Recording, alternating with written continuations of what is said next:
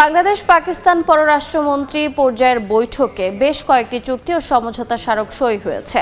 সকাল 10টার দিকে হোটেল সোনারগাঁওয়ে পররাষ্ট্র উপদেষ্টা তৌহিদ হোসেনের সঙ্গে দ্বিপাক্ষিক বৈঠকে বসেন সফররত পাক পররাষ্ট্রমন্ত্রী।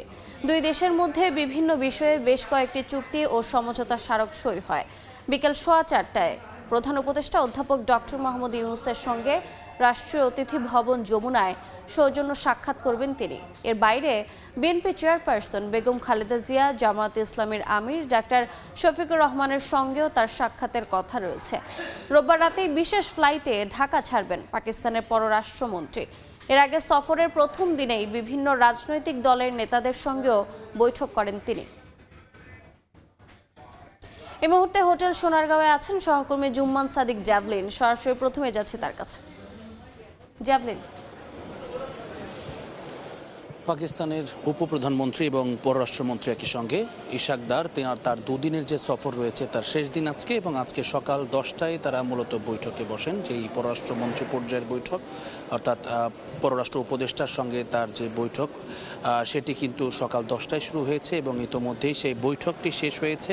বৈঠকে আমরা যতদূর এখনও পর্যন্ত খবর পেয়েছি মোটামুটিভাবে 6টি চুক্তি ও সমঝোতা স্মারক সেটি সই হয়েছে, এবং এইখানকার মধ্যে আমরা দুটি বিষয় এখনও পর্যন্ত জানতে পেরেছি। সরকারি এবং কূটনৈতিক পাসপোর্টধারী যারা রয়েছেন দুই দেশের, তাদের ভিসার ব্যাপারে যেটি রয়েছে যে ভিসাটি আর প্রয়োজন হবে না, তারা অন অ্যারাইভাল ভিসা আসলে এই দুইটি পাসপোর্টের ক্ষেত্রে তারা গ্রহণ করতে পারবেন। একই সঙ্গে ব্যবসায়িক জোটের ব্যাপারে একটি কথা হয়েছে। এছাড়াও বেশিরভাগ চুক্তি আমরা যেটি জেনেছি যে বাণিজ্যিক, কৃষি এই ধরনের চুক্তিগুলো রয়েছে, এবং এটির বিষয়ে আসলে বিস্তারিত আর কিছুক্ষণের মধ্যে আমরা আপনাদেরকে জানাতে পারবো। তবে বৈঠকটি এখনও পর্যন্ত যেটি জানা যাচ্ছে যে একটি সফল বৈঠক হয়েছে, এবং দু দেশের মধ্যে যে বিদ্যমান দূরত্বটি তৈরি হয়েছিল গত 16-17 বছরে, সেই জায়গাটাতে কিছুটা নৈকট্য আশা করা যাচ্ছে, সেটি আসবে। তবে আমরা এই দ্বিপাক্ষিক বৈঠকের পরপরই কিন্তু আমরা দেখছি যে পাকিস্তানের যিনি বাণিজ্য মন্ত্রী রয়েছেন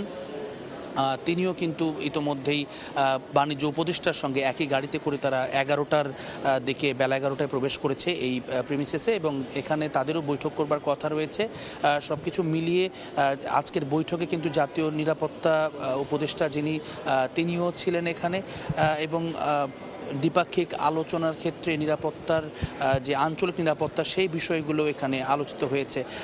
সব কিছু মিলিয়ে এই দুদেশের ভেতরে যে সম্পর্কের যে একটা শীতলতা ছিল সেটিকে কিছুটা উষ্ণতা দেবার একটা প্রয়াস আমরা লক্ষ্য করছি, এবং সেটির জায়গা থেকে আসলে কতটুকু সফল হলো বা বাণিজ্যিক যে চুক্তিগুলো হবার কথা আমরা জানতে পেরেছি এখনো পর্যন্ত, সেটির বিস্তারিত হয়তো কিছুক্ষণ পরেই জানা যাবে। কেননা পররাষ্ট্র উপদেষ্টা এখান থেকে কিছুক্ষণ পরেই ফরেন সার্ভিস একাডেমিতে তিনি ব্রিফ করবার কথা রয়েছে।